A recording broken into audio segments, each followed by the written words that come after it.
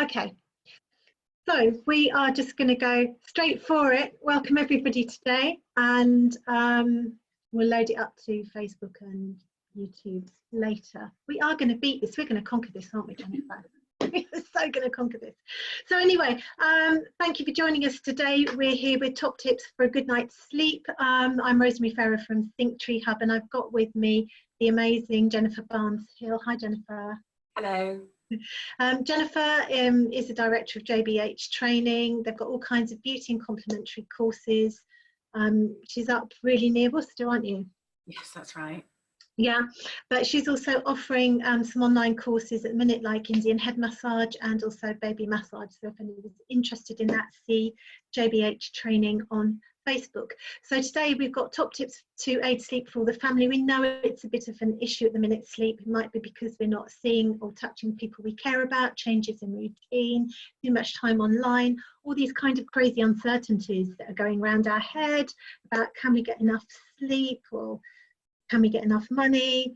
What on earth is going to happen? Is it safe to go places? These things that just play on our minds. So with that in mind, I am turning you over to Jennifer. Jennifer. Lovely, thank you very much. Yes, as you said, everything that's going on at the moment is very challenging and there's lots of unknowns, and students and therapists and just friends that I've spoken to have said that their sleep has been disturbed at the current moment with staying at home a lot and having a lot of changes in routines. So I just wanted to run through today a few hints and tips, you know, really small, easy changes that you might be able to use at home to help support your good sleep, which has a brilliant effect on the rest of your day and your functioning as well. And also, these aren't expensive things that you need to pay a lot of money out for, just some really hopefully helpful hints. So the first thing that I wanted to talk about was just the importance of sleep.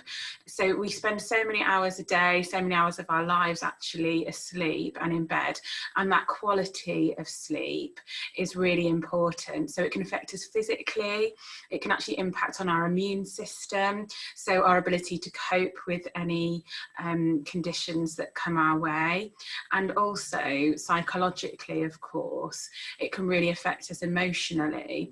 So we can display signs of anxiety or even depression. So sleep has a huge impact on all the facets of our body, and getting that good quality rest and sleep through the day is really important.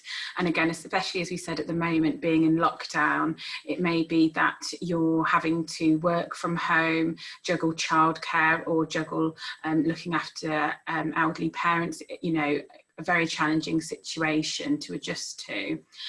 So I wanted to talk about the day that we have and the routine that we have. And a lot of people think that good sleep starts as soon as you get into the covers and lay on the pillow. However, studies have shown that actually what you do in the morning can have a really great impact on your sleep. So in the morning, it's suggested that you get up at a good time in the morning. So you may normally commute to work and maybe you're thinking, oh, let's just have a lie in because I can. But actually getting up in the morning, getting some fresh air, going for a morning walk, getting a little bit of sunlight, bit of vitamin D, you know, even if it's just getting a little bit of sun on your face and on the back of your hands, that's just really good and helps to wake up the body. And also starting with a really good breakfast. So things like slow release energy foods like porridge, overnight oats, those sorts of foods in the morning. And obviously, as therapists, we're always telling everybody to keep hydrated, drink plenty of water and herbal tea, things like that. So the more what you do in the morning can really impact what happens at night. And we can also think about a structure to our day as well. So planning out that we're going to have healthy, nutritious foods and lots of fluids throughout the entire day, that can really impact and help us in our sleep in the evening.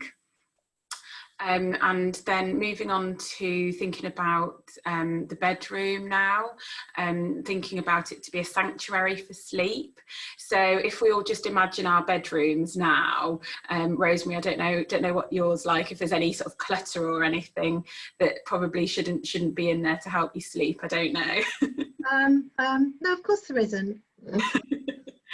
I definitely have, you know. I do. I clutter. Yeah, that's it. So you can spend a little bit of time in the day actually thinking about your bedroom. So it's a lighter time now. So we're moving into summertime, and you know it can be quite bright. We can actually hear the bird song because there's not so much road traffic, and you know that could be 5 o'clock in the morning. So we can think about things like using blackout lining in our curtains or using blackout blinds. And if that's not an option, you could try using an eye mask for sleeping.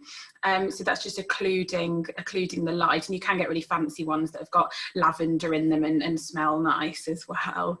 So thinking about making the room as dark as possible at night, and also thinking about having a bit of a spring clean. So making sure, you know, that we're changing our sheets regularly, perhaps using natural fibres, lovely fibres like cotton or linen, which are lovely in the warmer weather against the skin. And I've also seen people having great experience with using a gel pillow. So you can get pillows now suitable for people who sleep on their side, people who sleep on their back. You know, the technology has really moved on, and some have a cooling gel section into the pillow and also into the mattress covers. So if you do struggle with the heat at this time of year, or hay fever, or just generally, you know, those toppers on your mattress or pillows are really lovely. And thinking about having a general clear out. So, you know, is there swirls of dust under your bed? You know, could you do with getting a bit of a spring clean and getting under there and getting all of that rubbish out from under your bed?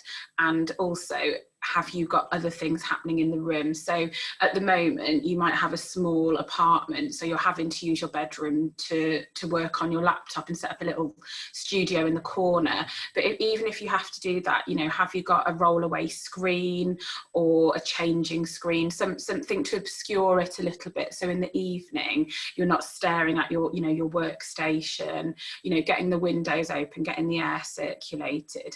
And if possible, you know, you might have your ironing board up in your bedroom, but again at night time, can you put that down, maybe shove it under the bed, just so that when you're in bed, you know, when you're doing your rituals, getting ready for bed, brushing your teeth, getting into your pajamas, whatever it is, that you've got a really lovely sanctuary for sleep, which is just really tidy and clean and fresh.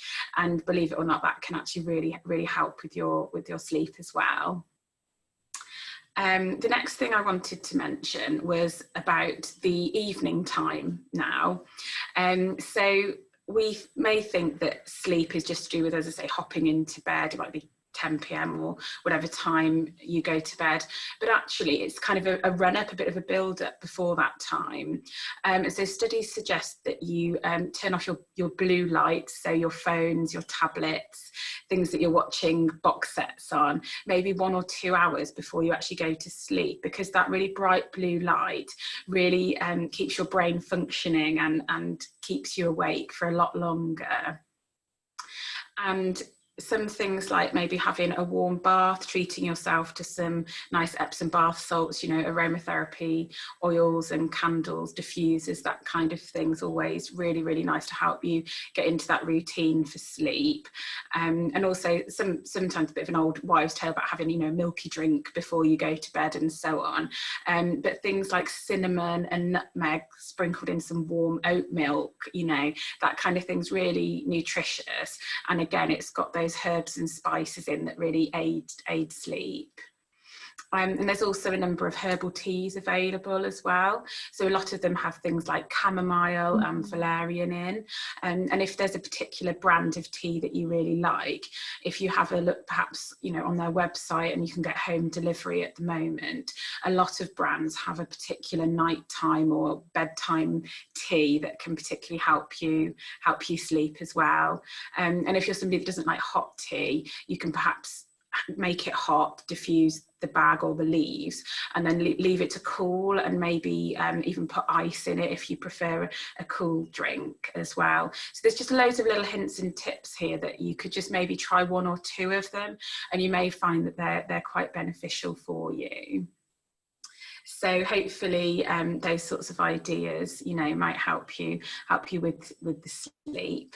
And I was talking about it maybe being like a family ritual as well, working towards sleep. You know, maybe you've got a partner or children, or you live perhaps with your parents, or you've maybe got housemates. And again, trying to think about the whole of the family unit or the whole of the household, you know, in lockdown, what's going on. So are you working different shift patterns? Have you got to be up at different times? You know, and actually have an open and honest conversation with the people that you live with to try and work out a best fit for everybody. So if somebody's maybe having to stay up on the laptop to work late, or they're having to work alongside a different time zone, could they maybe take that laptop out of the bedroom into another room and work so that bright blue light again isn't disturbing you while you're trying to sleep? You know, it's really difficult with children at the moment. They're missing their friends. They're saying, well, it's daylight outside, you know, why do I need to go to bed? But then you're finding that they're lethargic the next day, don't want to do the homeschooling, and so on. So again, maybe making a little bit of game out of the bedtime routine. Maybe if you're teaching them to tell the time, you know, give them a little bit of responsibility, let them choose a job. So maybe it's picking out their own pajamas, or picking everybody's pajamas. Who knows, we could all go to bed wearing who knows what sort of fancy dress outfits, you know, but there we go. Just a little bit of responsibility. Or some people like to use a sticker chart and other kind of ways to promote good behaviours. So it might be that if they do brush their teeth independently, or they go and get a towel out of the airing cupboard, you know, and have that little bit of independence, that they maybe get a sticker, or you say, you know, well done. Maybe if they're having an assembly on the iPad with their school class, you know, they could say, oh, I got my little sister's pajamas out for her and I helped her get dressed last night, and I made up a story in homeschooling English and I read it to the family at night in bed. You know, just anything like that that can really promote a positive attitude towards going to bed, rather than, I mean, I find myself sometimes sounding a little bit repetitive, saying we're going to bed, you know, and it's ever so boring and not exciting at all. So yeah, getting them to pick stories, making going to bed, you know, a family thing. And if you've got teenagers and older children, again, they are missing their friends and they do want to mark their independence. So rather than saying to them, look, the Xbox and the, you know, the phones are going off at this time, maybe a little bit of negotiation. So say, you know, you have got a test on homeschooling tomorrow, so what time do you think would be good for you to go to bed so that you don't feel poorly in the morning, you know, and just have that two-way conversation if you can. So it's not always ideal at all, and I know there's always tensions, especially with the impact of everything at the moment, but yeah, just making sure that everybody's bedroom's a sanctuary for sleep. It's not being used in the evening for lots of other things as well, like schoolwork, and that everybody feels a bit of control, because I think at the moment with the current situation, people are feeling a little bit out of control and a little bit unnerved. And I think, again, if you can regain a little bit of control by picking an audio story, or, you know, for teenagers and for yourselves, the NHS, for example, has a massive list of A to Z of all the sleep apps that are available. So you could actually, as a family, log into the NHS National Health Service A to Z of apps and pick a sleep app that you guys want to try out, you know, if you're into technology. Also, there's lots of hints and tips on websites like the Mental Health Foundation and other mental health charities around sleep and around working cohesively within, you know, with housemates or within your family at home at the moment. And so there's lots of nice ideas on there.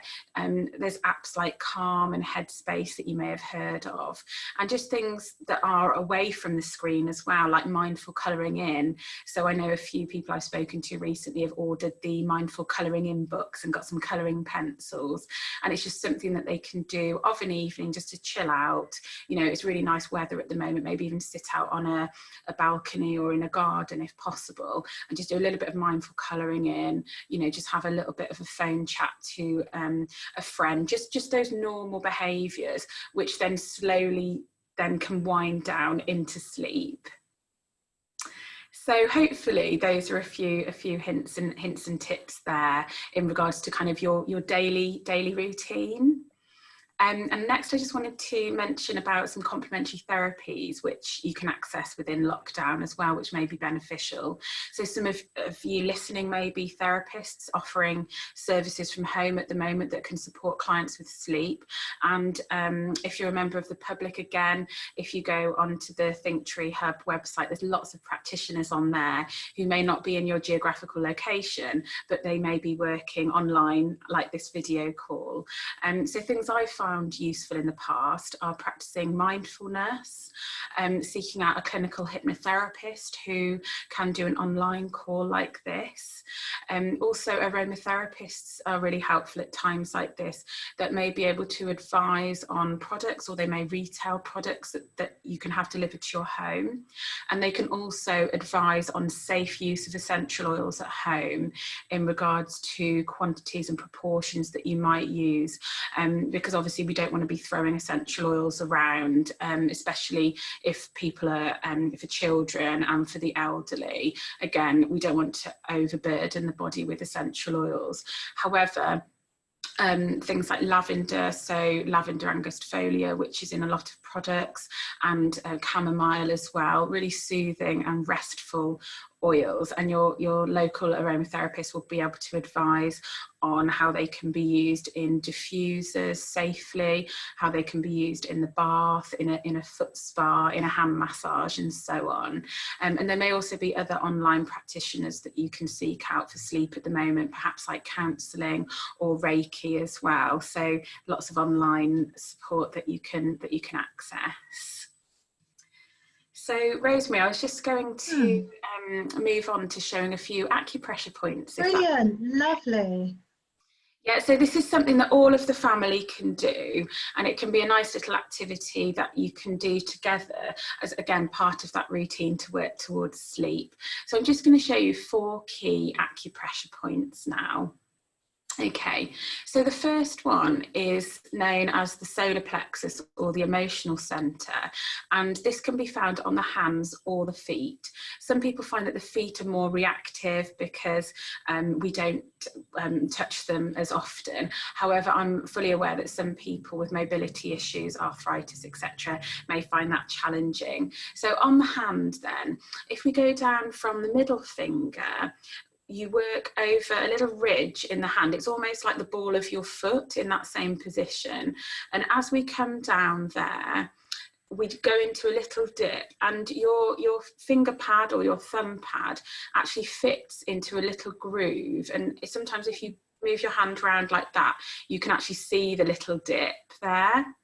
And if you're a regular, if you have massage treatments regularly, you'll probably recognise that point from practitioners pressing on there with you. So what we can do is we can either slowly circle in a clockwise direction over that point, or we can press on that point with our breathing. So your therapist, probably you might remember from having treatments, which we're looking forward to after lockdown, of course, maybe got you to take 3 deep breaths in through your nose and out through your mouth.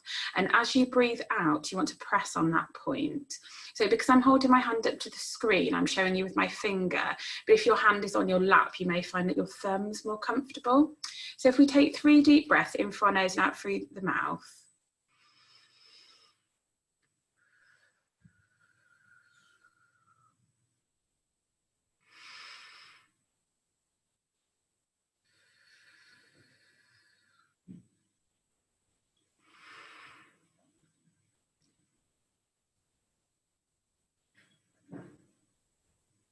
Okay, And hopefully when you do that, that should help you feel a little bit calmer, a little bit more peaceful.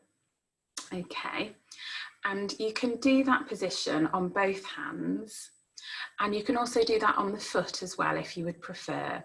So if we're working on our foot, we're going down from the second toe, because on the feet, the foot's slightly more, the big toe takes a little bit more room. So going down from the second toe, you would just work over the ball of the foot and about a third of the way across from the big toe side. Again, you'll find that position there.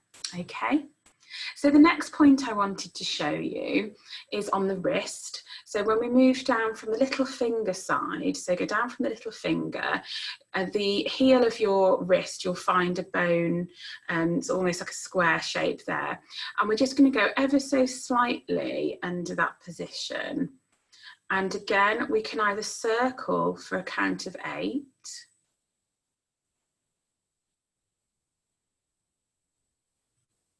Or again, you could take those 3 deep breaths and press onto that point each time that we breathe out. Okay, and the next point is feeling the base of the wrist where the bones of the hand stick out there, just underneath. If we go perhaps about 3 fingers width below, then you'll find there's a little space in between these 2 tendons. Again, a little natural groove which would fit the pad of your finger or thumb. And again, we can either circle for a count of 8,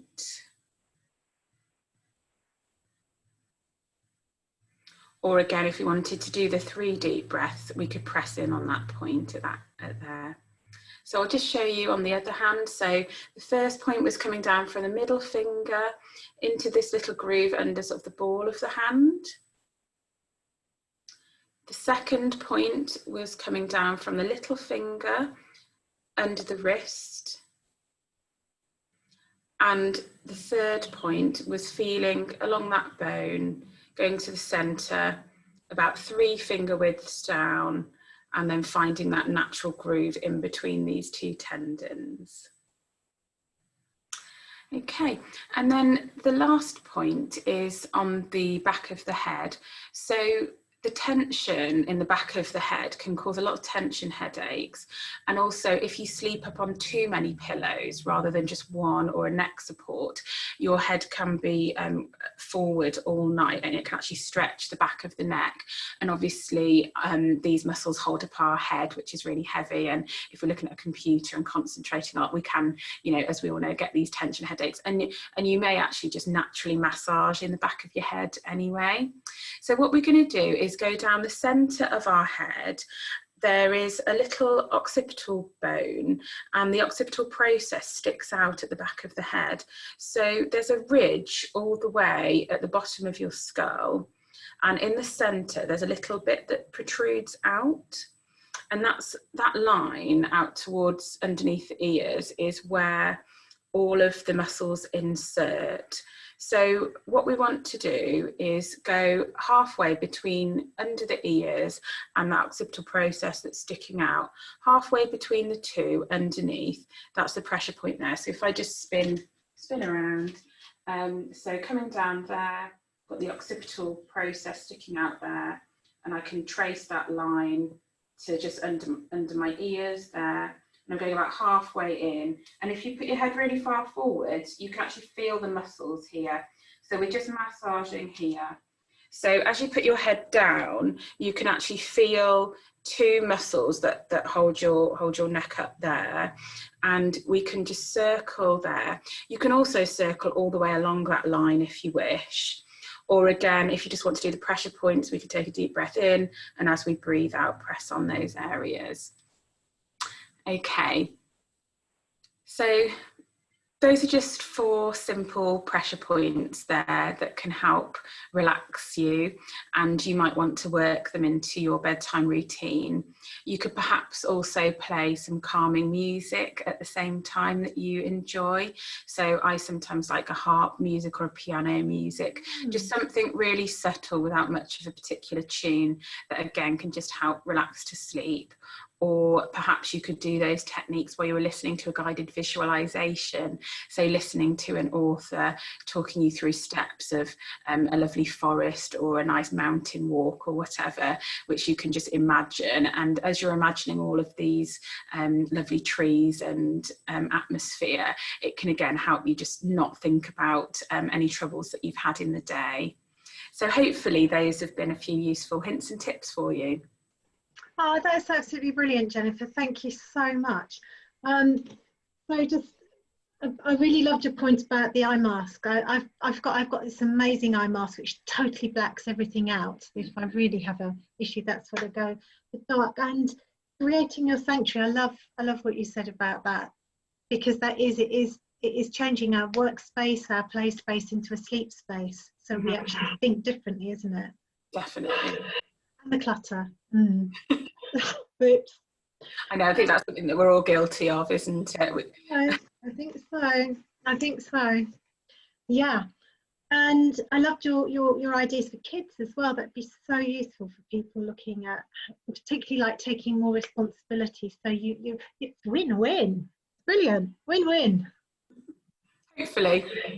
And your mindful colouring, because that is, I think so often we're on so many apps, and if we want to, yeah, so Hayla says, love the idea of the kids part. Yeah, we're on so many apps, so, you know, using an app when we're trying to get to sleep, we're saying, oh, we don't want blue light. Whereas you said, you've got a little colouring in book. Kids can do that as well. You can do that. Oh, yeah. Yeah, so Hayla says doing it together is brilliant. Yeah, absolutely. She's always left it to her husband. Definitely, definitely. And I think, you know, if they have got little jobs, you know, I've got a 2-year-old, and she loves to have a little job, you know, whether it's getting the step out so that she can get up to the sink. Yeah. It's just a great achievement, you know. And I think one thing, hopefully, if this lockdown's taught us, is to slow down. Because usually it's a rush, you know, you think, oh, I'll get their pajamas on for them, or I'll get their pajamas out for them, because it's quicker, and we all just, you know, we need to try and get to next time, and it's all a bit of a pressure. But actually, if it takes them 15 minutes to put some pajama bottoms on, that's okay. You know, that isn't a problem. And if they go to bed with a pajama top that doesn't match the bottoms, again, it's not the end of the world. Yeah, so we do really need to think about our self-care, think about ourselves, and the fact that everything doesn't have to be perfect, you know, and they'll actually really enjoy that process. And again, if children are gaining a little bit more independence, then in the long run, I suppose that's a little bit less for you to do. That's true. It's very, very true. No, as Hannah just said, it's testing her OCD, having different tops and bottoms. That's okay. It's okay. It doesn't matter. It's okay. I mean, when you said that, to be honest, I was thinking, oh, what outfit could I go to bed in? Oh, that's like such fun. Such fun. Right. And so thanks to everyone. Hope everybody enjoys it, watching it again. Thanks again to Jennifer. You can find a JBH Training on Facebook. That's probably the best place to find her.